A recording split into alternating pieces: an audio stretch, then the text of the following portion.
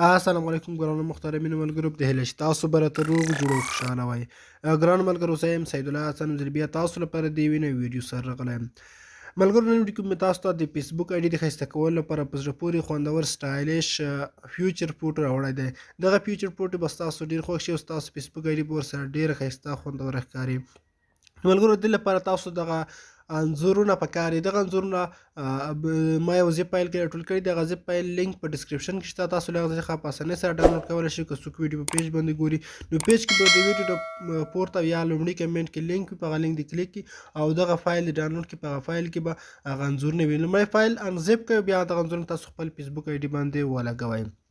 نو راځم تاسو طریقه درښایم چې څنګه دغه انځورونه خپل فیسبوک آی ډي باندې لګولی شو. نو دې لپاره به تاسو راشئ، خپل فیسبوک به راخلاص کړئ. که تاسو لایټ فیسبوک راخلاصوئ که د شین آیکن والا فیسبوک راخلاصوئ، زه دا د لایټ فیسبوک راخلاصوم. کله چې تاسو خپل موبایل کې لایټ فیسبوک راخلاص کړ، دلته به راشئ خپل فیسبوک آی ډي پروفایل ته. کله چې د خپل فیسبوک آی ډي پروفایل ته راغلی، لاندې به راشئ. کله چې لاندې راشئ دلته به تاسو ته لیکلي وي ایډیټ پبلیک ډیټایلز. تاسو پر دغه اپشن باندې کلیک وکړئ. کله مو چې دلته کلیک کړو تاسو ته ایډیټ اپشن راځي.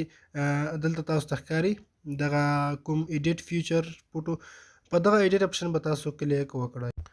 نو که تاسو چېرته مخکې ورسره دغه فیوچر فوټو انځورونه اډ کړي وي، دغه به ټول تاسو ترې کلیر کړئ، ډیلیټ به یې کړئ. دا به ټول ریموو کړئ. زه دغه ریموو کوم. نو دغه په دې ډول تاسو ټول ریموو کړئ. دا دی ما دغه ریموو کړی. کله مو چې ریموو کړم دغه انځور به چې تاسو به راشئ اډ انځور باندې به کلیک وکړئ. نو هغه انځورونه چې ما تاسو درکړي دغه به تاسو یو یو رااخلئ او دلته یې پرې لګوئ. مثال په ډول زه لومړی انځور اخلم. دلته تاسو ته ښکاري دغه لومړی انځور دی.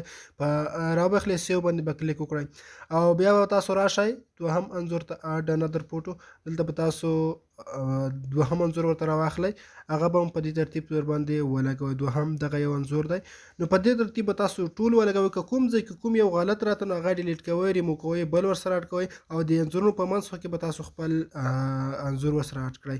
نو په دغه طریقه تاسو ټول انځورونه ورسره اډ کولی شئ. تاسو ته ښکاري ملګرو چې دې سره فیسبوک آی ډي ډېره ښایسته او خوندوره ښکاري. نو دغه دی فیوچر فوټو چې ما ولګوه. نو په دې ترتیب تاسو هم په خپل فیسبوک آی ډي باندې لګولی شئ.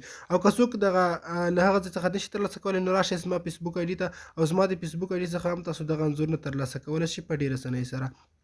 نو ملګرو دا وه زما ویډیو. په دې هیله چې ویډیو مو خوښ شوي وي. که چېرې مو تاسو دغه ویډیو خوښ شوي وي، ویډیو لایک کړئ او له خپلو ملګرو سره شریک کړئ. مننه، ښه وختونه او ښې شېبې ولرئ.